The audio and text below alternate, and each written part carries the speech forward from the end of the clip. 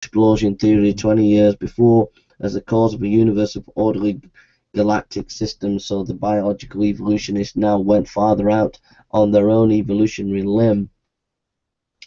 Geneticists, biologists, and paleontologists recognized that the evolution of one species out of another was impossible otherwise. Evolution is in hopeless desperation, fled to an imagined hopeful monster. Answers in Genesis in 1980, Ken started Answers in Genesis, a evolutionist creationist organization now located in Florida, Kentucky. It has rapidly become a powerful voice in unveiling evolutionary errors in meeting on college and university campuses and elsewhere. For every one creationist organization now in operation, there ought to be 100. Why not start one yourself? Why not start one yourself? Halton C. Arp eliminated. In 1983, a leading astronomer and president of the Astronomical Society of the Pacific in the early 1980s, ARP, carried on research for over 30 years, including extensive research time at Palomar and Mount Wilson observatories. He studied over 260 galaxies in more than 80 groups and tabulated 24 main galaxies and 38 discordant redshift companions, plus much more. His studies clearly refuted the speed theory of redshift, which, along with background radiation, was the crutch that evolutionists leaned on to defend the Big Bang. Halton Arp, Quasars, Redshift and Controversies in 1987, page 5, plus many scientific articles, threatened with disembarkment from US observatories if he did not stop tearing down one of the two Big Bang pillars. He refused. A few eminent astronomers, including the renowned astrophysicist Jeffrey Burbidge, made impassioned pleas for everyone to keep an open mind, but to no avail. In 1983, Caltech's Telescope Allocation Committee decided that ARP's line of research was not worthy of support, and he was to receive no more time for his work at the telescopes of Mount Wilson and Palomar observatories. Refusing to switch over to politically acceptable studies, he left Caltech for a position in the Max Planck Institute of Munich, where he continued to pursue his ideas. Referring to abrupt and ignoble ouster, Burbidge later wrote, "No responsible scientist I know, including many astronomers who were strongly opposed to Arp's thesis, believes justice was served." Time, Life, Cosmic Mysteries, 1990, page 67, 68. I mean, that is just absolutely indicting of evolutionary thinking, because any scholar, I mean, this was a guy of tremendous eminence in the scientific world, and because his ideas were upsetting their ideas of the Big Bang, then we've got to get rid of him. It's just absolutely shocking, and you should be ashamed of yourself to be following evolution when you've been doing the stopping research and academic work by eminent scientists like that. Orkman debunked. 1984 news, at last one of our half-ape ancestors have been found in the Argelia region of Spain. Certified as the oldest man in Europe by a distinguished team of paleontologists, it made the headlines. An investigation was mailed to scientists throughout the continent to attend a meeting where they could deliver learned papers about the matter, but then the scientists in Paris discovered that it was a skull fragment of a 4-month-old donkey. Yes, a 4-month-old donkey. Spanish officials had to quickly mail 500 letters cancelling the meeting. As taken for a man. London Daily Telegraph, May 14th, 1984.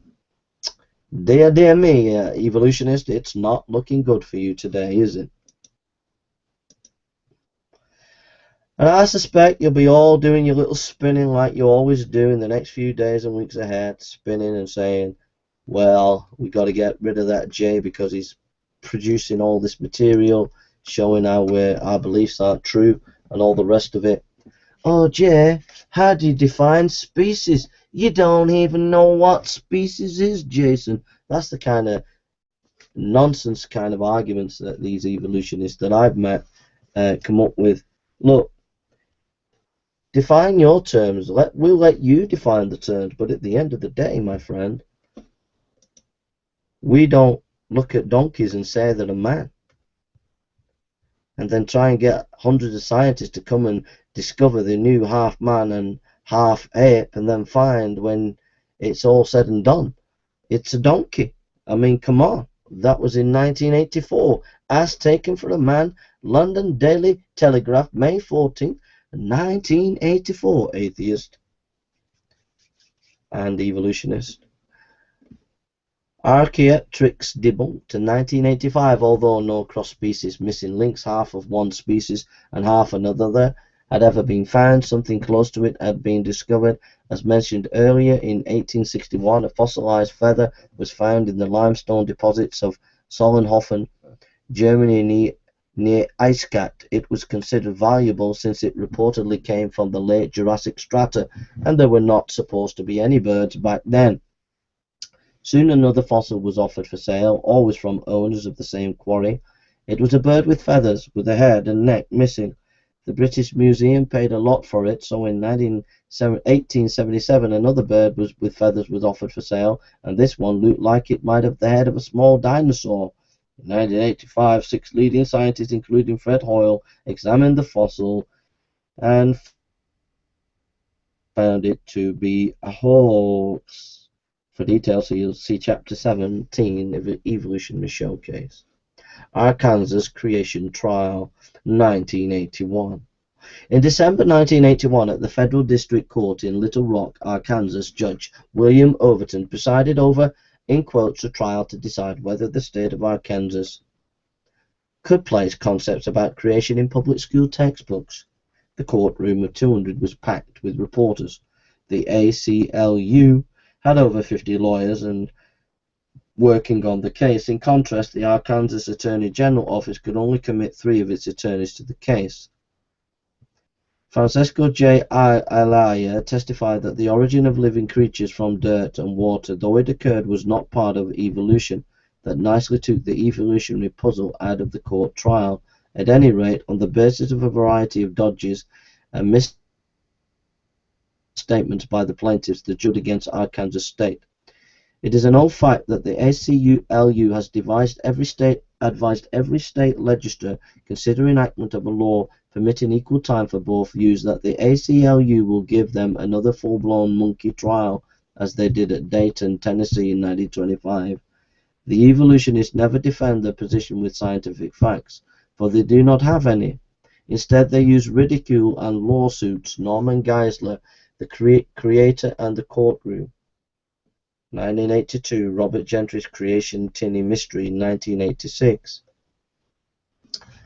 Yeah, it's interesting that this is one of the bullying tactics that evolutionary use, taking states, taking councils, taking schools, colleges to court if any evidence is presented against evolution. So basically, you're not in a free academic environment. That's going on. Radioactive halos disproved molten earth theory. 1986, Robert V. Gentry carried on research into radio halos in granite for years, but was discharged from Oak Ridge Research Laboratory in 1982 because he testified in defense of Arkansas State at the above-mentioned trial. He then put his years of research finding and professional articles into a book, Creation's Tiny Mystery, in 1986.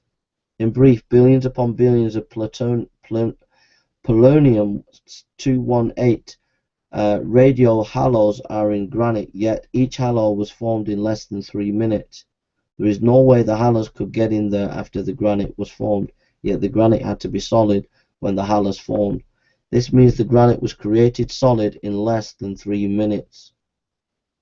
Since granite is the basement rock under every continent, it would be impossible for the Earth to have been a molten mass, as conjectured by the evolutionists. Interestingly enough, granite can be melted, but it will reform into rhyolite, never into granite. See Chapter 3, Origin of the Earth, for a brief summary of data on this. Go to our website for a complete study on the subject. Poll of biology teachers in 1988, a survey conducted by the University of Texas found that 30% of 400 high school biology teachers believe in biblical creation and